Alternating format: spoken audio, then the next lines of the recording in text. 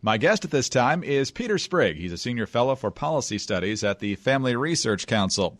We want to get his thoughts today as the U.S. Supreme Court heard arguments related to the Civil Rights Act of 1964 and whether language in that law pointing out that employers may not discriminate on the basis of sex ought to apply also to sexual orientation and gender identity.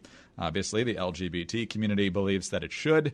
Others, of course, believe that it should not. So we'll find out exactly what happened today and what the consequences of this oral argument are. And Peter, thanks very much for being with us. Well, thank you for having me. What exactly does the Civil Rights Act say? Let's start there. Well, the Civil Rights Act of 1964, which of course was one of the great signature achievements of the civil rights movement for African Americans, prohibits discrimination. The part that's really at issue here is Title VII, which prohibits discrimination in employment on the basis of race, color, national origin, religion, and sex.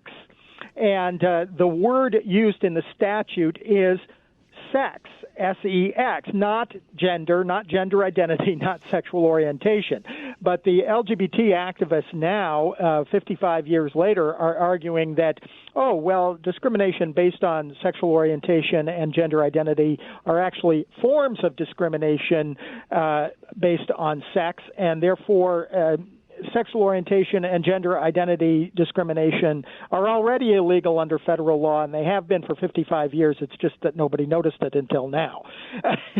We feel that that's not a very plausible argument, but that's what they're arguing before the Supreme Court. And is there any other law on the books at the federal level that addresses this? Because obviously they're talking about cases where a funeral home worker who was a biological male then identified as a female, claims that they lost their job for that reason. And then there were a couple of other specific cases brought up as well. So what is the federal law outside of the Civil Rights Act or anywhere else that gives employers guidance on exactly how to proceed on these particular matters if the Civil Rights Act doesn't specifically address that? Well, yes, that's the point, is that while LGBT activists have been pushing for years, for decades actually, to try to add sexual orientation and gender identity as protected categories under civil rights laws first through something called the Employment Non-Discrimination Act, or ENDA, which was introduced for several decades, and more recently through an even more radical, more sweeping bill called the Equality Act. And they've never been able to succeed in getting this to pass both houses of Congress. Now, actually, the Equality Act has passed the Democratic House, but there's no prospect of it being acted upon in the Republican-led Senate. So in a sense, what they're doing is going to court to get what they've been unable to achieve through the democratic process. Well, we don't think that's the way that our system is designed to work. If they're not able to persuade the people and the people's elected representatives that there should be a law about this, then there's no law about it. We're talking with Peter Sprigg of the Family Research Council. And Peter, if the court were to side with the ACLU, which is making the argument for the LGBT community today, what would be the impact on the workplace and on the culture at large? Well, I mean, it would be very serious. It would be there would be a significant threat to the freedom of employers to decide what they believe is the appropriate qualifications for their employees, and there would in particular be a threat to religious liberty for Christian employers who may be concerned about not wanting to hire people whose lifestyle is not consistent with the teachings of their faith. And so that would be a significant issue. Now, there are three cases before the Supreme Court today. Two of them address the issue of sexual orientation, and one addresses the funeral home case addresses the issue of gender identity. And to some extent, there are differences between them.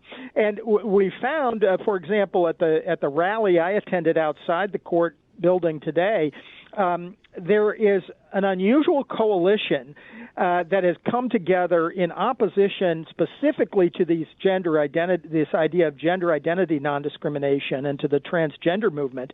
And that's a coalition of pro-family groups like Family Research Council together with some radical feminist groups and even some radical or outspoken lesbians who are very concerned about what this means for the protections that have been granted to women, that have historically been granted to women. Because if a man who just simply declares that he is a woman has to be treated as a woman, then all the protections we have for women, for the safety and privacy of women in showers and locker rooms, for the competitive fairness of women's sports, not being forced to compete against biological males, all of those things are called into question. And so I think that while all three of the cases are important, there is particular interest being focused on this gender identity case, and part of it is because of this kind of coalition across ideological lines that has come together in support of protecting the rights of biological women. Peter, what's your read of the oral arguments? And I know that's always a dangerous thing to do in terms of determining how the verdict might actually come down here.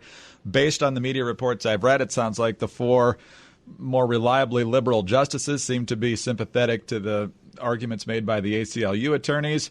And then when it comes to the Republican-appointed justices, it seems like Brett Kavanaugh was pretty quiet, so he's kind of hard to read. And Neil Gorsuch gave a little bit of hope to both sides. What's your read? Yes, well, so far I've only come across one article online that I've actually read recounting how the arguments went, and it's similar to what you just said. I was a little concerned at the reports about Gorsuch's questioning that he seemed to be expressing more sympathy with the LGBT plaintiffs in these cases than I maybe would have liked. But on the other hand, it sounded like perhaps he was playing a bit of devil's advocate with the attorneys for both sides, and that's a legitimate role in the questioning and oral arguments. So I don't think it tells us too much about how the cases might come out.